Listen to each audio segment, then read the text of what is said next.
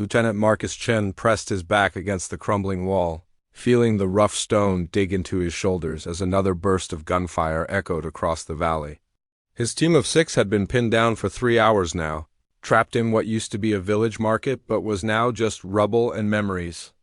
The radio in his hand crackled with static, mocking him with its silence. He'd sent the distress signal 17 times. No one was coming. Beside him, Corporal Rivera clutched her wounded leg, her face pale but determined.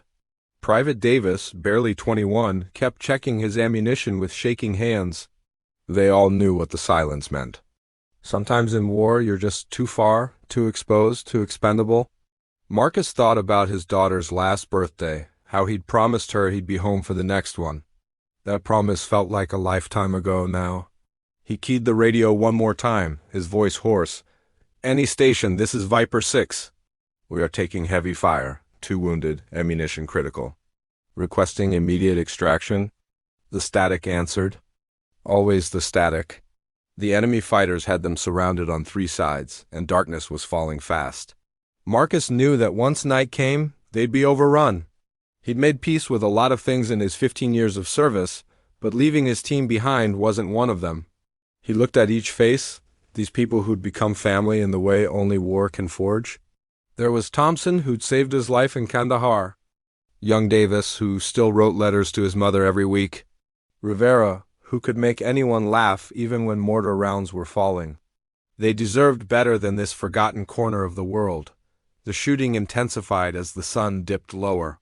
Marcus distributed the last magazines of ammunition, doing the math in his head that no leader should have to do. 15 minutes, maybe 20 if they were lucky. He thought about calling his wife one last time, but the satellite phone had taken shrapnel an hour ago. He was about to give the order to fall back to the building's interior, to make their last stand behind whatever cover remained when it happened. A single gunshot, different from all the others, sharper, more deliberate, distant, one of the enemy fighters dropped. Then another. The pattern of incoming fire suddenly became confused, chaotic. Marcus risked a glance over the wall and saw the insurgents scrambling, pointing toward the ridgeline 800 meters away. Another shot, another body. Whoever was up there was impossibly accurate, impossibly calm. The enemy began to retreat, dragging their wounded, their tactical advantage evaporating with each precise round that found its mark. Within minutes, the marketplace fell eerily silent except for the wind and the ringing in their ears. Marcus and his team waited, weapons trained on the ridge, unsure if they'd been saved or if this was just a different kind of threat. The sun had nearly set when a figure appeared, moving down the rocky slope with the careful gait of someone who'd walked through worse terrain. As the silhouette drew closer, Marcus felt his throat tighten. The sniper was old, maybe 70, wearing a mixture of traditional Afghan clothing and pieces of American military gear that looked decades out of date. His rifle was a vintage M40, lovingly maintained but clearly ancient. His face was weathered like the mountains themselves, marked by scars and years of sun. The old man stopped 30 feet away and spoke in accented but clear English. "Your radio calls, I heard them all." Marcus lowered his weapon slowly, confusion and gratitude warring in his chest. "You're American?" he asked. The old man shook his head, a sad smile crossing his face. "Once, I was just a translator. Your country helped mine fight the Soviets. A Marine named Patterson taught me to shoot, taught me English, told me about honor and helping those who cannot help themselves. He saved my village, saved my family." The old man's eyes grew distant. "When the Soviets killed him, I took his rifle.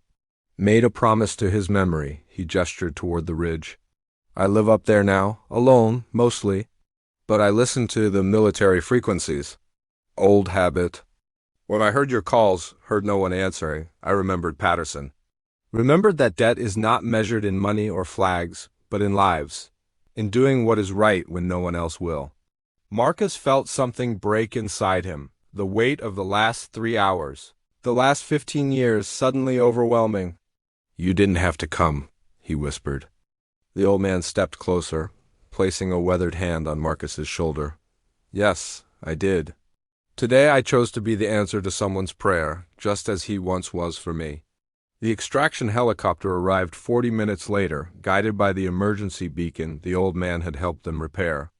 As they lifted off, Marcus watched the lone figure on the ridge grow smaller, a guardian angel in war-torn land, still keeping promises to ghosts.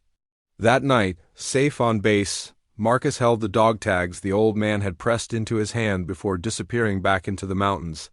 They read SGT, James Patterson, USMC. Beneath them was a note in careful handwriting. Pass it on. That is how we defeat the darkness.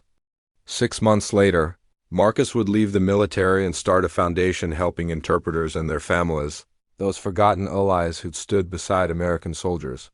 Because he understood now that kindness echoes across decades, that one act of courage can ripple through generations, and that sometimes the most powerful answer to our desperate calls comes from the most unexpected places.